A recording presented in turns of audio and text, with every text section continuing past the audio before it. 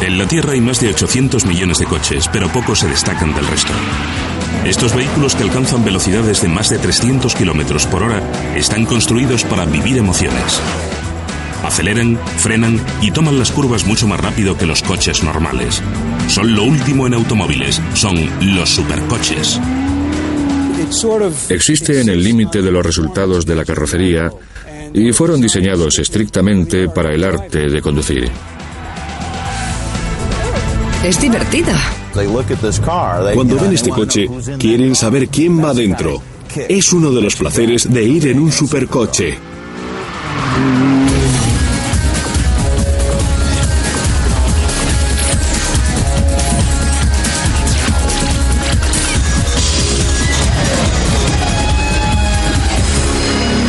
Máquinas supermodernas. Coches. Desde que se fabricaron los primeros automóviles hace ya más de 100 años, los conductores que sienten pasión por la velocidad han soñado con hacer que sus coches circulen más rápido. Desde entonces, los fabricantes rivalizan entre sí para diseñar el supercoche más moderno, persiguiendo victorias en carreras y récords de resultados que hagan de estas máquinas los coches más deseados del mundo. Es una atracción universal. Todo aquel, ya sea hombre o mujer, que tenga algo de adrenalina en el cuerpo, se enamorará de un coche como este porque es algo realmente único, exótico y sensual.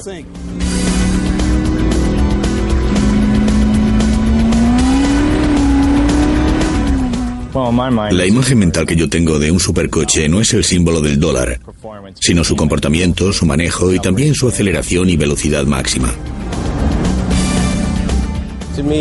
En mi opinión, tienen que fijarse en los Ferraris, los Lamborghinis y esos coches que son los más destacados y eternos.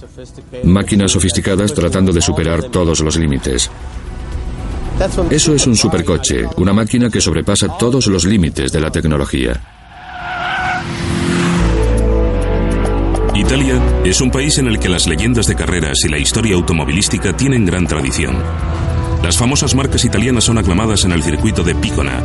Una vez al año, los orgullosos propietarios exhiben más de 200 ejemplares de excelencia automovilística y reviven la gloria de las carreras italianas. Los coches más antiguos que se pueden observar hoy aquí son realmente expresiones artísticas multidimensionales. Suenan bien, son bonitos y cuando vas en ellos tú te sientes bien. Es como si tuvieran alma en su interior y eso es algo que no se encuentra en ninguna otra cosa. Nombres como Ferrari, Bugatti y Maserati nos traen a la memoria la encarnizada rivalidad entre los heroicos pilotos que luchaban para alcanzar la gloria en el mundo de las carreras.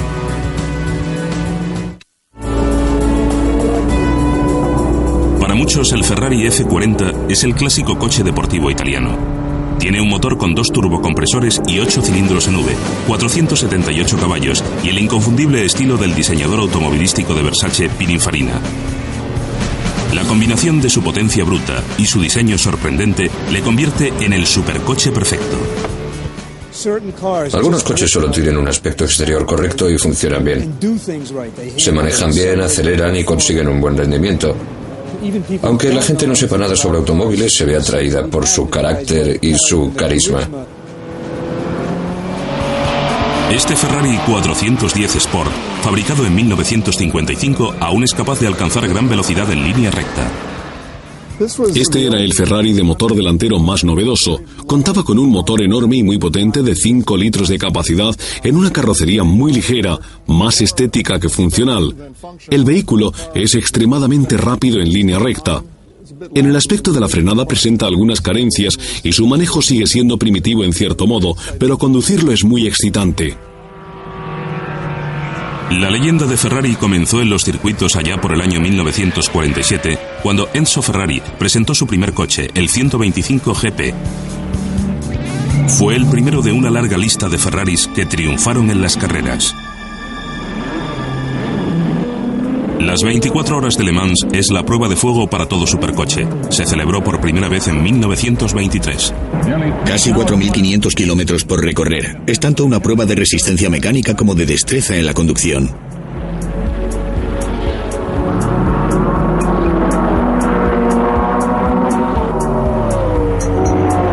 En 1953, los ingenieros se dieron cuenta de que utilizar motores muy potentes solo no bastaba para ganar Le Mans. La compañía británica Jaguar fue la primera en sacar provecho de la nueva tecnología de frenado y en cambiar el curso de la ingeniería de los supercoches. Mi padre, Duncan Hamilton, y el alcalde Tony Rolt eran quienes conducían el coche. Fue la primera vez que se ganó Le Mans a una velocidad media de más de 160 kilómetros por hora.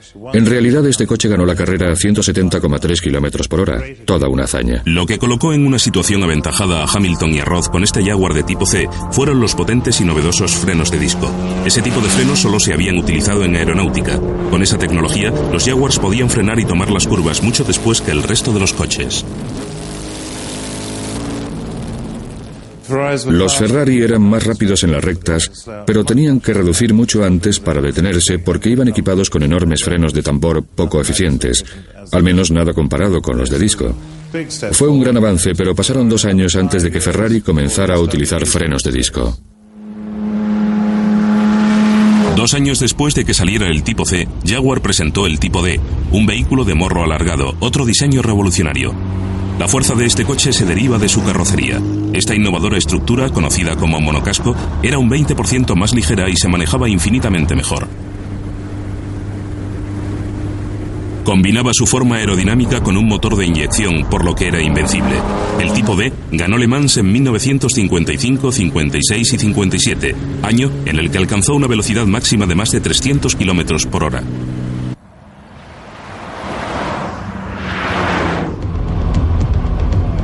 Pero el primer modelo de producción de Jaguar con verdaderos resultados de supercoche fue el legendario tipo E.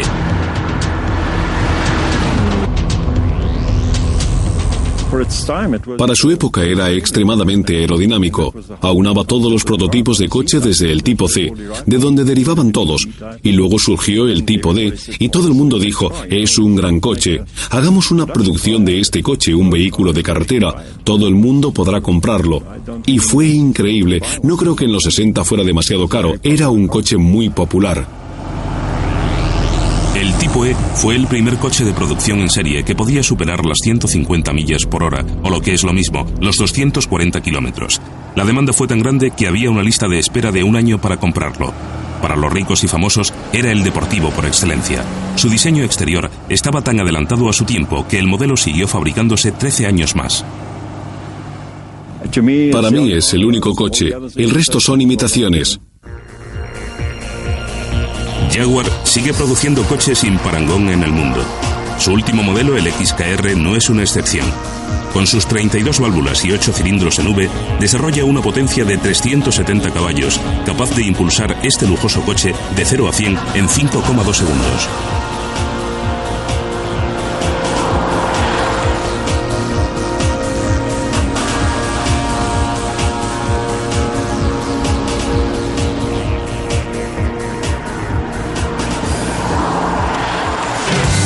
Le Mans siguió siendo la prueba más importante para los supercoches y estaba dominada por los pilotos europeos.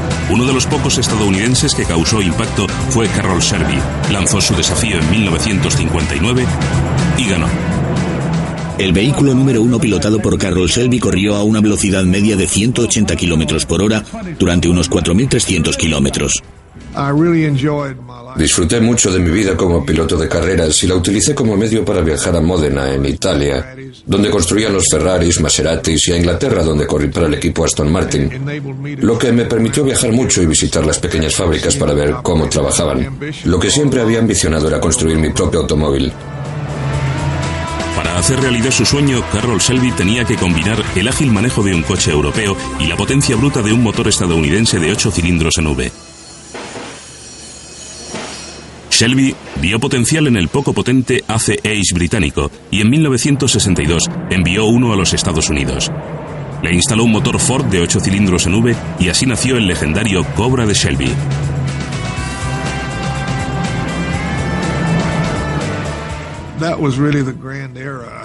Creo que los años 50 y 60 fueron la gran era de los coches en los Estados Unidos y quizás en el mundo entero. El gran 8 cilindros estadounidense y el Cobra eran algunos de los coches potenciados más rápidos y potentes, por lo que se convirtieron en un símbolo.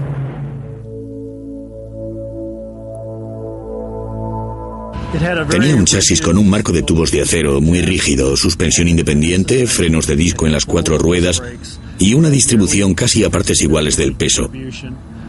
Era ligero, contaba con 485 caballos y pesaba 1100 kilos. Era una máquina completamente revolucionaria.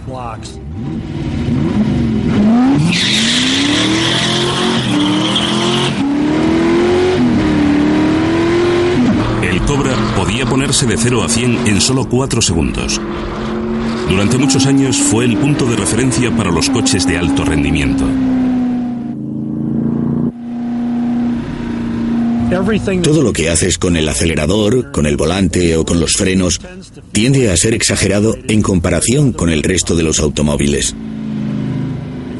Si giras, el coche gira en ese instante. Si sueltas el acelerador en una curva, la parte trasera del coche tenderá a girar mucho más rápido que en la mayoría de los coches, con una mayor distancia entre los ejes y con más peso. Esto te obliga a ser un conductor más suave. Si no lo eres y las ruedas estallan, tendrás muchos problemas.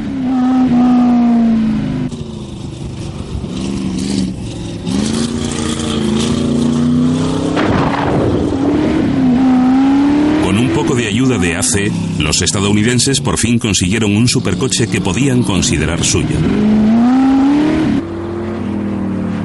A mediados de la década de los 60, Estados Unidos se quedó hipnotizado por la potencia que generaban los 8 cilindros en V.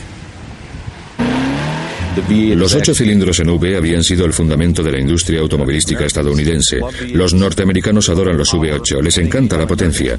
Creo que cuando un estadounidense tiene que comprarse un coche con menos cilindrada, siente como si se llevara algo incompleto. Mientras de las tortuosas carreteras europeas surgía un ágil deportivo, el asfalto recto de los Estados Unidos daba lugar al poderoso coche potenciado de 8 cilindros en V.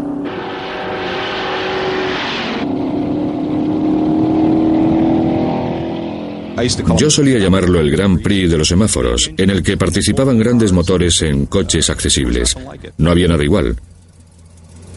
Cuando estás en un semáforo en rojo y tienes que ir hasta el siguiente, del punto A al punto B, lo más emocionante de la carrera es averiguar quién será el más rápido. Una noche de viernes o de sábado, solo el olor a gasolina y a goma quemada en las calles, la emoción era increíble. A finales de los 60, las empresas de automóviles competían entre sí para construir los coches más agresivos, potentes y atractivos. A pesar de estar basados en los turismos familiares, con sus enormes motores de 8 cilindros en V, estos coches podían llegar de 0 a 100 en 6 segundos.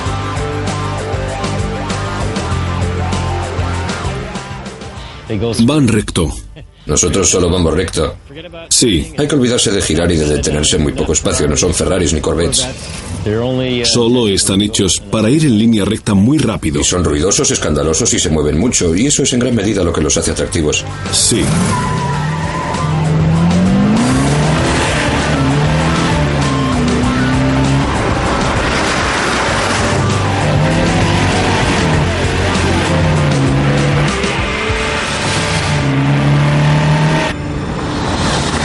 La crisis del petróleo a mediados de los 70, los estrechos márgenes de control de las emisiones de gases y los precios astronómicos de las pólizas de seguros para conductores noveles supusieron el fin de estos coches potenciados de alto consumo. El Mustang II proporciona un motor de 4 cilindros de bajo consumo y ruedas con capas radiales. A mediados de la década de los 70, y en mi opinión ese momento fue la edad de las tinieblas para la industria automovilística, los coches redujeron aproximadamente en un 40 o 50% su potencia. Eran vehículos que no emocionaban a los consumidores. Pero el coche potenciado nunca murió por completo. El Ford Bosch, diseñado en 1993, tiene que ser lo último en este tipo de automóviles y está pensado para acelerar de 0 a 100 y luego volver a cero, lo que ha conseguido en un tiempo récord de 11,6 segundos.